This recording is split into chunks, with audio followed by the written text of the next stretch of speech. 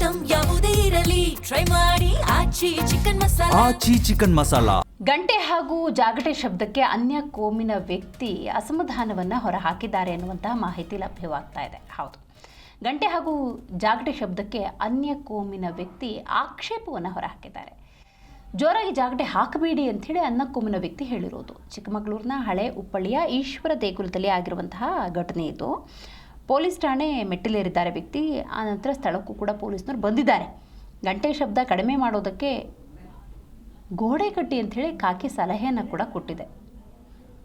ನೋಡಿ ಇದು ಹೆಂಗಾಗಿದೆ, ಹಿಂದೂ ಆಚರಣೆಗೆ ಅಡ್ಡಿ ಆತಂಕಗಳು ಎದುರಾಗಿದೆ. ಹಾಗಾಗಿ ಅರ್ಚಕರು ಮತ್ತು ಭಕ್ತರು ತಮ್ಮ ಆಕ್ರೋಶವನ್ನು ಹೊರಹಾಕಿದ್ದಾರೆ. ನಾನು ಯಾವ ಕಾನೂನಿನ ಅಡಿಯಲ್ಲಿ ನಮಗೆ ನೀವು ನಮ್ಮ ದೇವಸ್ಥಾನಕ್ಕೆ ಗೋಡೆ ಕಟ್ಟಿ ನೀವು ಜಾಗಂಟೆನ ಒಳಗಿಡಿ ಅಂತೀರಾ ಸ್ವಾಮಿ ಅಂತ ನಾವು ಕೇಳ್ಕೊಂಡ್ವಿ. ಆವಾಗ ಇಲ್ಲ ನಾನು ಹೇಳಲಿಲ್ಲ ಅಂತ ಹೇಳಿದರು. ಅಲ್ಲಿಗೆ ಇನ್ನೇನು ಮಾಡೋದು ಅಂತ ಹೇಳಿ ನಾನು ವಾಪಸ್ ಬಂದೆ. ಸ್ಟೇಷನಲ್ಲಿ ನಾನು ಯಾವ ಕಾನೂನಿನ ಅಡಿಯಲ್ಲಿ ನೀವು ಈ ಥರ ಹೇಳಿದ್ರ ಅಂತ ಕೇಳಿದ ಪತ್ರ ಇಲ್ಲಿ ಇದೆ. ಇದಕ್ಕೆ ಅವರು ಏನು ತಗೊಳ್ಳಿಲ್ಲ, ಇದನ್ನು ನಾವು ಹೇಳಲಿಲ್ಲ ಅಂತ ಹೇಳಿದರು. ನಾನು ವಾಪಸ್ ಬಂದೆ. ಇಷ್ಟು ನಡೆದಿದೆ, ನಮಗೆ ರಕ್ಷಣೆ ಕೊಡಬೇಕು.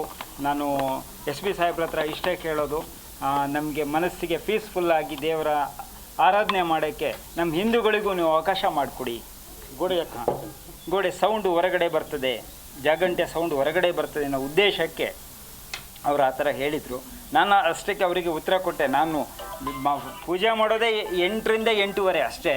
ಸಂಜೆ ಏನಾದರೂ ಅಮ್ಮಮ್ಮ ಅಂದರೆ 8ರಿಂದ 9 ಗಂಟೆ ಒಳಗೆ ನಾನು ಮುಗಿಸ್ತೀನಿ.